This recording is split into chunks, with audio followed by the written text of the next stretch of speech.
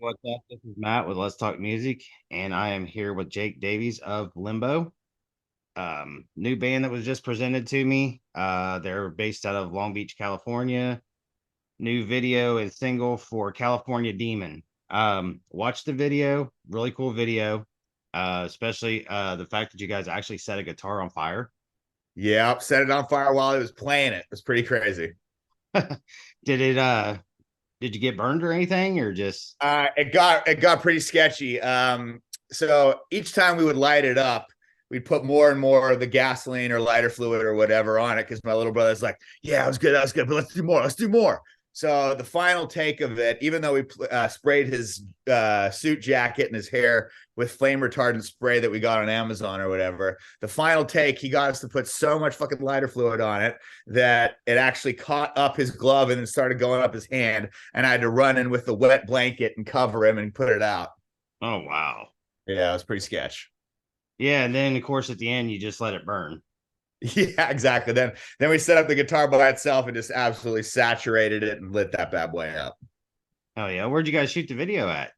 So the first main parts of it, we shot at a place called Bauer Studios in Long Beach that normally deals with like car ads for BMW and stuff like that, which are I'm sure paying them like $10,000 a day or something crazy in there. But we suggested, can we even use the little candles around the drummer? And they said absolutely no flames whatsoever. So we didn't even ask them about the lighting the guitar on fire. So we knew for that one we were going to have to go into the friendship pocket. Luckily, I got a good buddy named Greg Carter who owns a studio out in Santa Ana, New Vision Studios, and he was away for the weekend. And he's like, "Yeah, Jake, I'll just give you the keys, no worries." And he let us do whatever the hell we wanted. His brother was sitting in there doing taxes on the computer or something, and basically gave us carte blanche to nearly set his whole building on fire. But luckily, all's well that ends well. Yeah. I mean, it definitely worked out, man. I thought it was a great video, great song. Thanks, brother. Now I seen that you had a great piece written by Loudwire. And they were talking about you being part of the grunge scene. Do you guys feel like you're categorized as grunge or just plain old rock and roll?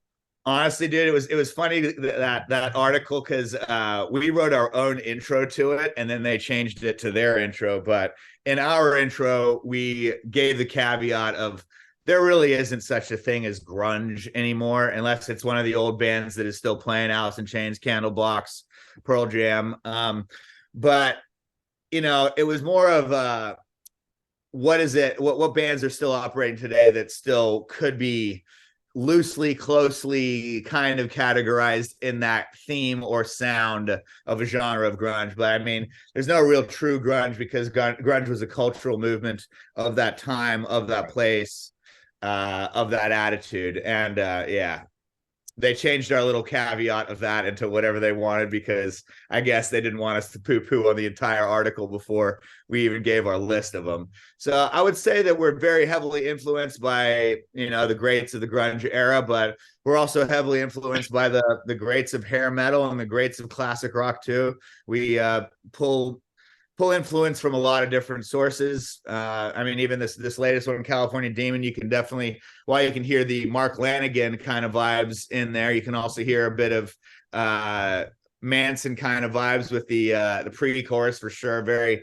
Manson concept as well, and very Manson-y visuals, I would say too. So we pull from all kinds of categories for our. I mean, and the end guitar riff is very Dimebag influenced. If I was to pull a guitarist out of that one.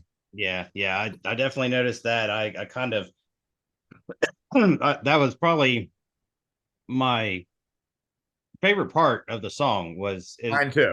is the ending with the guitar work and stuff, and it's almost like you guys were going for a breakdown, but you just said, you know what, we're just gonna play it out.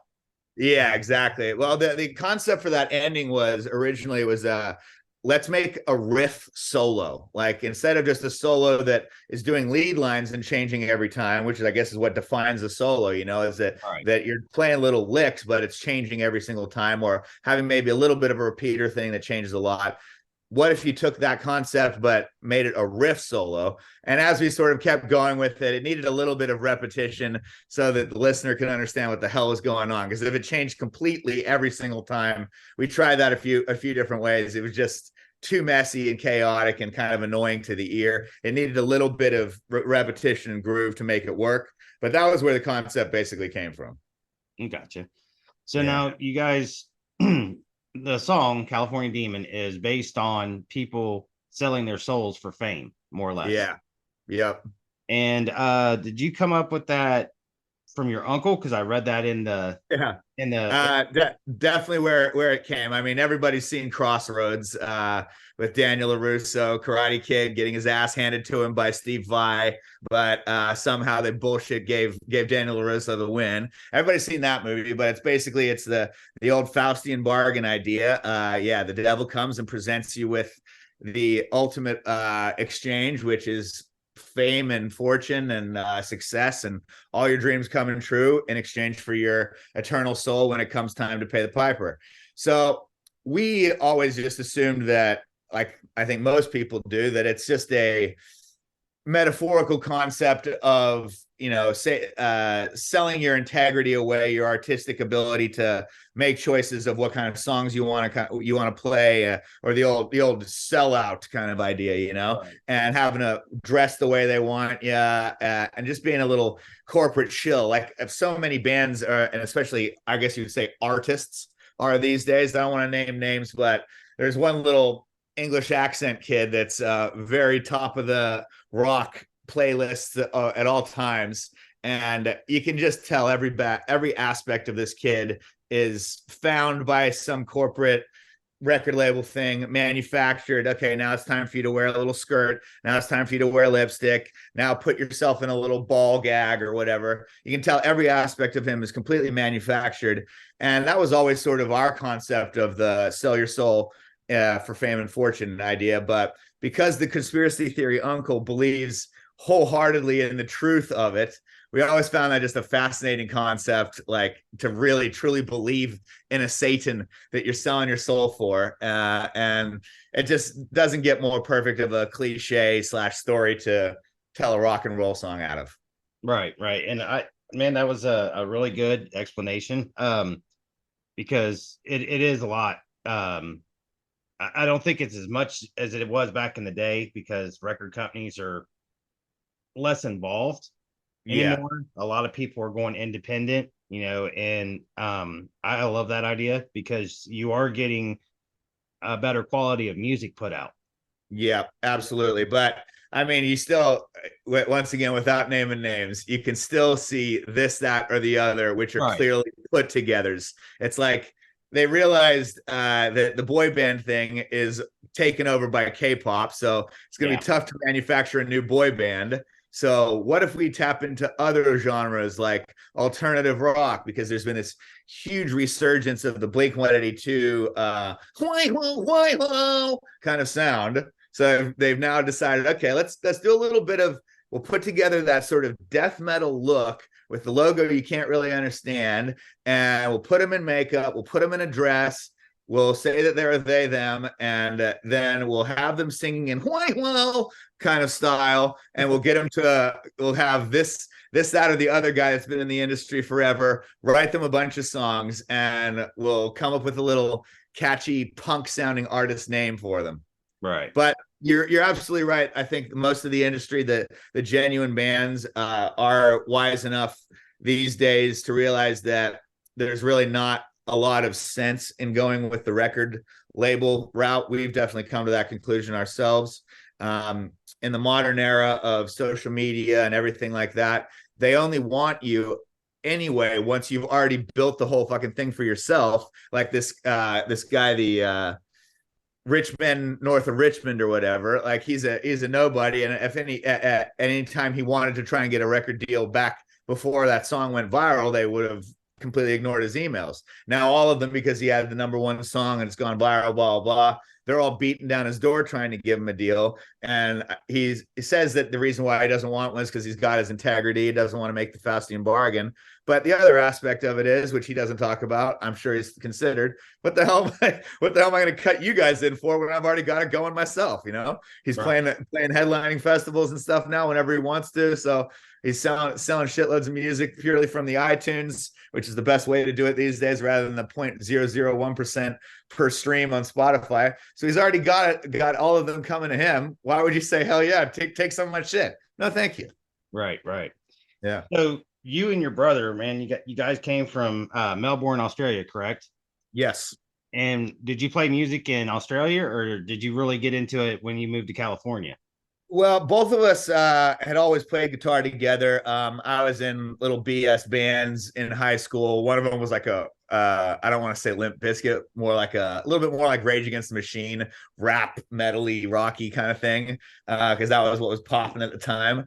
And little brother had always played big sort of school auditorium shows and doing a lot of jazz guitar stuff. And uh, while we played music together and jamming together, it was never really we were serious about it and writing music together until he moved out to Long Beach with me. Okay. Yeah. Um, um, Now is that tough for you guys? I mean, because I know that there's been like the Gallagher brothers that I don't think they even speak to each other anymore because Yeah. of the music. But I mean, do you guys, for the most part, do you share the same concepts, the same ideas, and just get along musically? Very much get along musically. There's only ever very brief disagreements about what's a better way to tackle this riff, that melody, this riff, that drum line, whatever. It'll be a brief discussion, and then the decider is always okay. Let's A and B it. So we do the rough recording, one next to the other. All right, what's actually sounds better? What's the actual better thing? And then once we actually A and B it, it's always complete agreement about it. I think the difference between us and say the Gallagher brothers or any other kind of diva blow up siblings you can point to in history is that we don't have that kind of ego going in. Right. We're not very ego driven people. But the other thing is that we haven't had the level of Oasis success where Correct. you're touring the world and you got lines of babes out the door waiting for you to autograph their tits or whatever. We don't have any of that. So I think when you get a lot of that kind of crazy success very quickly without having to build up to it and put in the hard yards of effort, you start to come with a God complex. I imagine that Noel Gallagher, I can't even remember which one's which. One of them's more annoying. Anyway, the more annoying one that caused the problems with Mark Lanigan and shit. Mark Lanigan punched one of them out, apparently. Anyway, Mhm. that one, I can imagine that he probably always had ego about him and was always like a snot-nosed little London twit.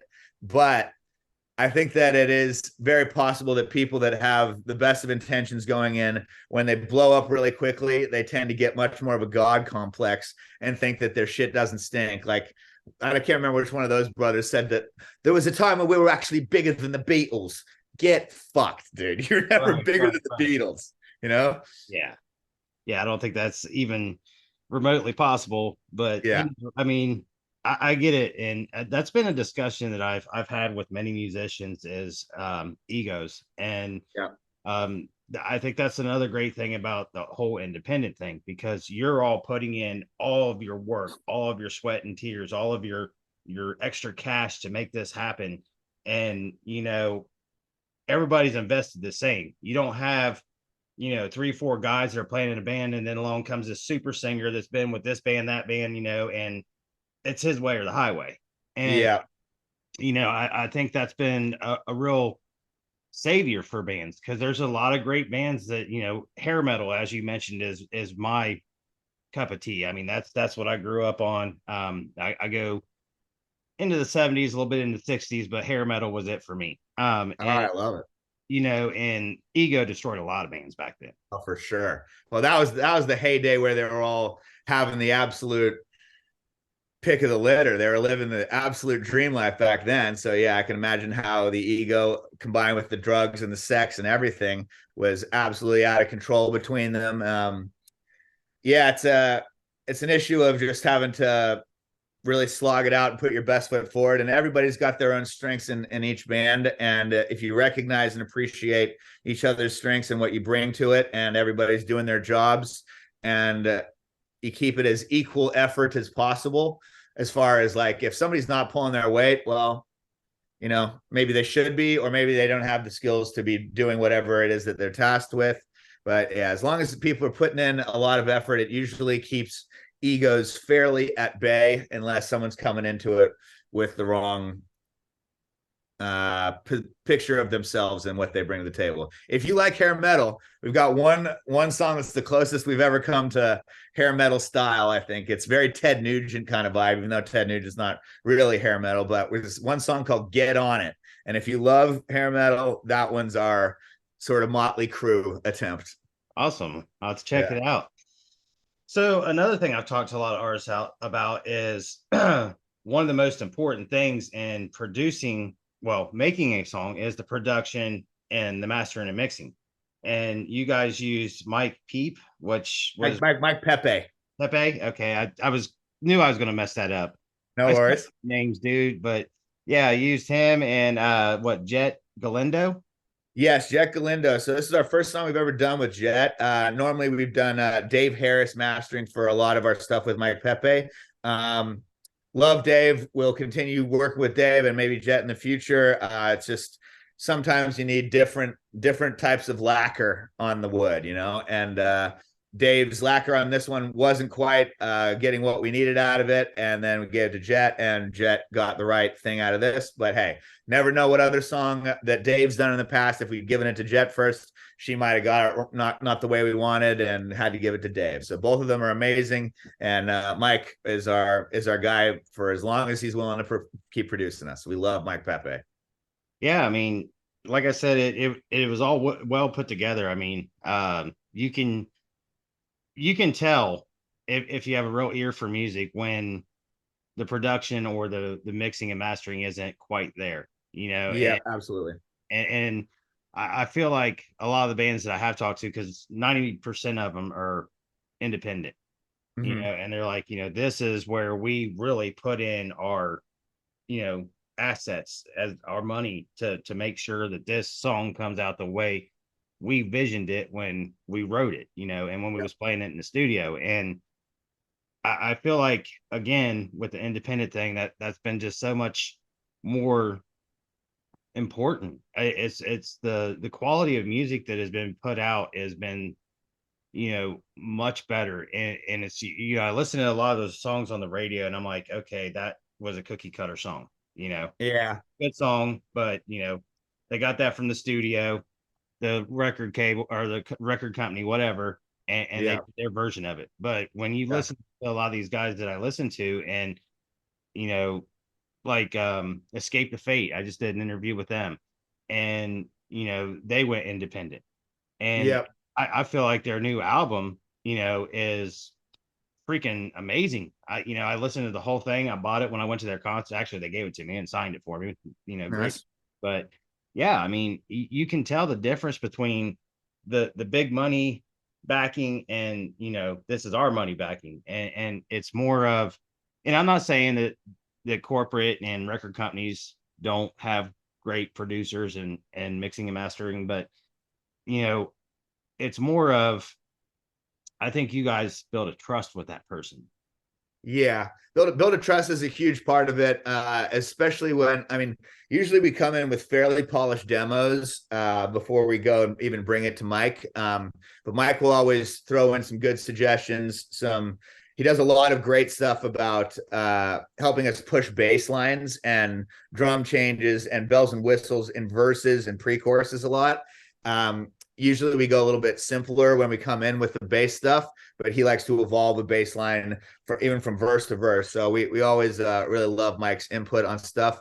About Escape the Fate, I'm pretty sure their guitarist is, I can't remember his name, K Thrash on Instagram. He's friends with a couple of our Yeah, buddies. So I Maddie. don't know about this for sure, but I know he does do production and I know he does do writing. So maybe he's had a lot of hand in their more recent productions by doing themselves. There's a lot to be said with the doing it for yourself if you have the equipment and if you have the ability to keep infighting to a minimum. That's a great thing about Mike.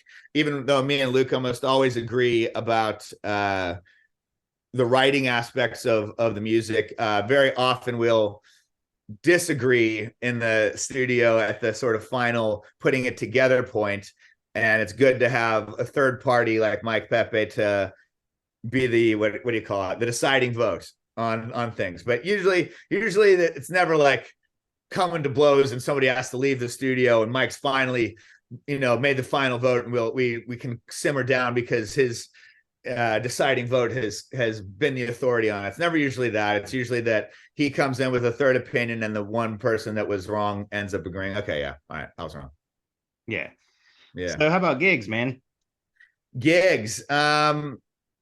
We just got an email today about a tour. I'm not allowed to announce it until it's all finalized, but it looks like we're going out across the country in November. Awesome. Yeah. And I mean, what's next for you guys? I mean, you just, like I said, you just got this new video and this new song. And I don't always agree with Loudwire, but I feel like it's a kind of a privilege to be picked up by them. Like blabbermouth.net actually picked me up for an interview that I did, and like I was flabbergasted, man. I was like, holy shit, You're never blabbergasted. right, right, flabbergasted. But yeah, man, I mean, it just so I mean, what do you guys, what's the big picture of Limbo? I mean, what do you want to do next? Big picture is we would like to be touring a hell of a lot and putting out music a hell of a lot, and we would like the business to be financially successful enough that we don't have to do day jobs. Luke's currently right now working at the bar slanging drinks, so it'd be nice if Luke could be at home writing music with me while I'm doing an interview with you. He's sitting over there plugging in away. That would be big picture, the dream.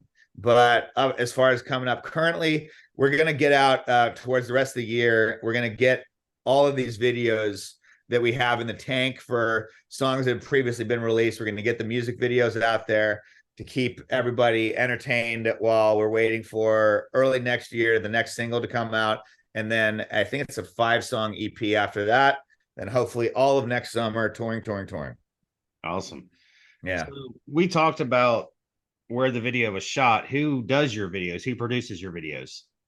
This guy, Tony Verselli, does the directing on it, and he brings different DPs in every time. But he's our guy. He's done the Let's Go video for us. He's done the next coming one, which is somebody else. He's done, Jesus, what other ones has he done? He did one that's coming out called My Kind of Girl for a song that's already out. Nothing But Now, he did that one too. He's our guy. We love him very much. Usually the way it works is that I'll bring him a pretty detailed storyboard, much like a demo. When you bring a demo into a producer, I'll bring him a very detailed storyboard that's put to the music, animated in the ways it needs to be, etc. And he'll always have his ways to improve it that he brings up and come up with better angles and stuff like that. But usually pretty close to what the storyboard is what the final thing is, bar the improvements, etc. Then he gives it back to me, and I sit there and edit it for hopefully not a month like it took me for the California Demon one. That was a long haul, but it was a very complex video that needed to be done right. Was that I mean, did you have any other names for that song, or was that just like it's California Demon, that's what we're doing? Yeah, no, it was always California Demon. The only debate ever came up between me and Luke about it was to call it California Demon or Cali Demon, which is what we'd been calling it ourselves, just in discussion all the time. Oh yeah, put on Cali Demon. What are we doing for Cali Demon? Blah blah blah. And then we'd said it so many times that it came to a discussion of like, so are we going to actually release it as California Demon or Cali Demon? I think he really was gunning for it to be Cali Demon, but I won that battle. I think at one point it was maybe discussed that we were going to potentially call it Welcome to Hell, but I don't think that sells the idea as well as California Demon does.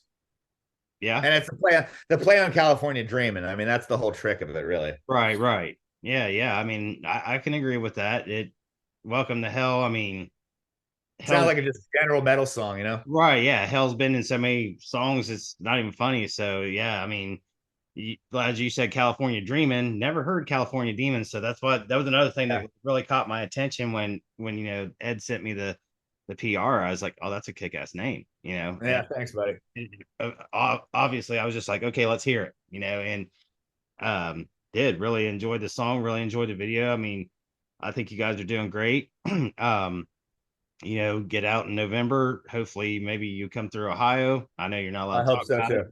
but would love to come and see you guys. But other than that, Jake, I mean, I appreciate you talking to me.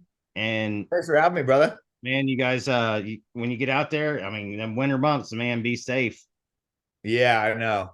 especially That heading across. that is definitely the biggest concern. We haven't done a winter one for shit. I think it's like 4 years now was the last one we did, and I remember the going from California up the West Coast into like Seattle. Some of that Seattle and Oregon trail was pretty rough on the old van life, I tell you what. But we've luckily had a lot of very supportive and helpful fans that have been able to take us in and even sometimes go have Airbnbs with us and stuff like that. So hopefully we don't have to spend too many nights shivering in the van and waking up with our dicks as icicles. Hopefully it'll be okay.